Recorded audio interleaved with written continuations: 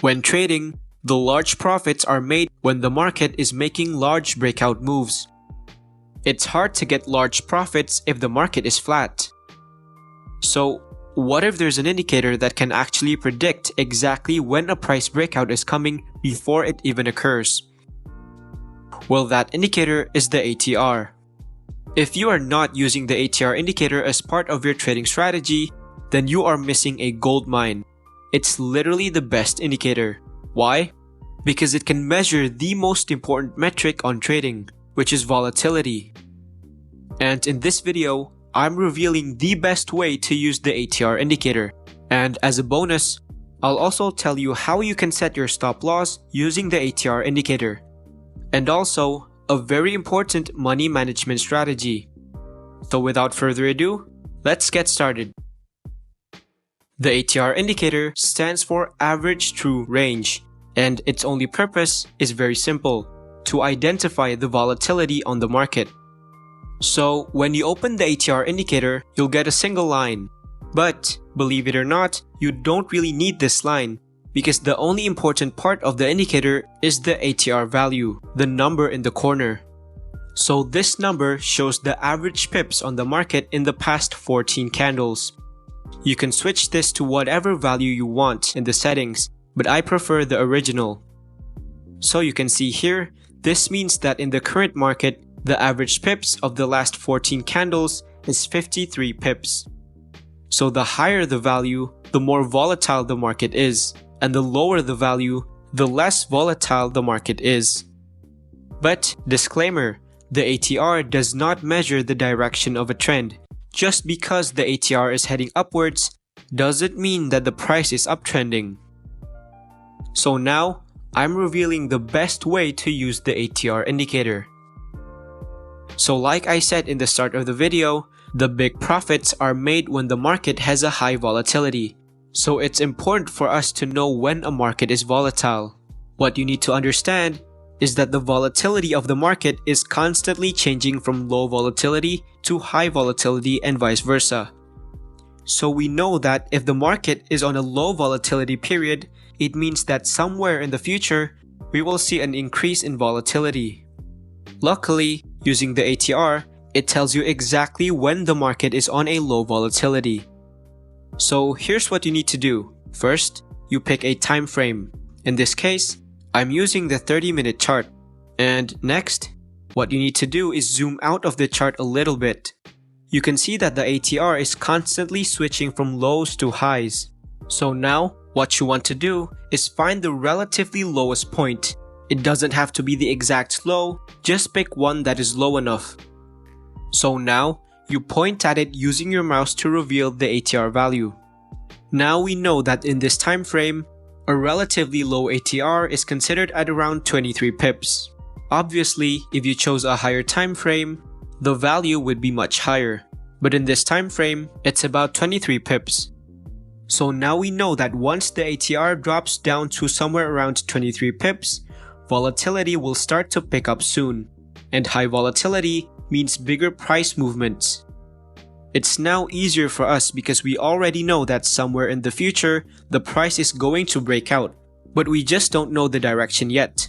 Remember, a high ATR value means the price can either break out upwards or downwards.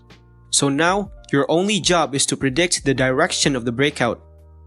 There's actually a lot of ways you can do this, but my favorite method is using a trend indicator such as the Heikin Ashi.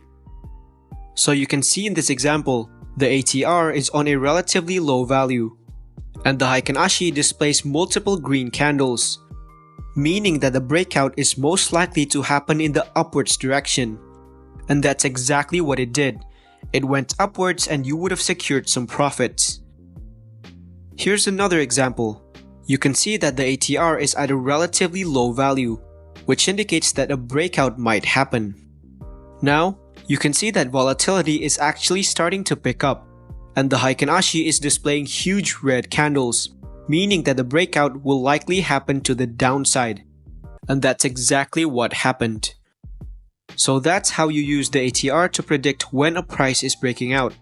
So now, I'm going to show you exactly when to exit a trade to get as many profits as possible using the ATR. So when trading, have you ever encountered this kind of problem where, for example, let's say you received a long signal here, and let's say because you normally use a 13 pip stop loss, you also decided to use it here. But the price instead drops downwards and hits your stop loss only for it to go back up again. So you've closed your trade early and missed the trend. If you would have put your stop loss just slightly below here, it will not get triggered and you would have participated in this trend. So how do we avoid situations like this? So knowing that different markets have different levels of volatility, do you think it makes sense for us to use the same stop loss for all of them? Of course not. Because if a market is more volatile and you put a small stop loss, 9 times out of 10 it will most likely get hit. But if the market is calm and less volatile, a smaller stop loss would make much more sense.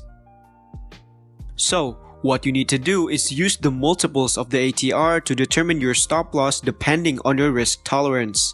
For example, let's say your entry indicator displays a long signal here, and at this specific point, the average pips of the last 14 candles is 24. So you can actually put your stop loss based on that number. In this case, 24 pips. But if you have a lower risk tolerance and think that 24 pips is too much and you want a tighter stop loss, you can divide that value by 2. So you can also put your stop loss at 12 pips. So it all depends on your risk tolerance, but it needs to always be a multiple of the ATR. Another example would be this. Let's say you received a short signal from your entry indicator, and the ATR value is 14. So you can put your stop loss at 14 pips. But if you think that 14 pips is too small for your risk tolerance and you want a higher stop loss, you can multiply that value by 2 to make it 28 pips. It all depends on your risk-reward ratio as long as it's still a multiple of the ATR. So, back with our first example. If you actually placed your stop loss based on the ATR, which is around here, instead of just making up a random number, it wouldn't have closed the trade too early and you will still participate on this rally. If you want to use the ATR as a trailing stop loss, you can use an indicator called the chandelier stop. This indicator is also based on the ATR. It is designed to keep traders in trend until a reversal happens. So, you can close your trade when a candle hits the chandelier stop. And disclaimer, this indicator is not designed for entry positions. You don't want to take long or short positions based on this indicator. If you want a similar indicator that is actually designed to detect trends, you can use the super trend indicator instead. So now, I'm revealing an important money management strategy that you can use with the ATR. So let me give you a scenario. Let's say you're trading and the current ATR value is 20 and you're risking, let's say, $100 on this trade.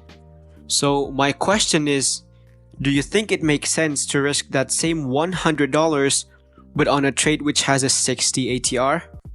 No, because it's more risky. That's like saying you would risk the same amount of money when investing in the S&P 500 and Bitcoin. Obviously, you want to lower your budget for the more volatile investment.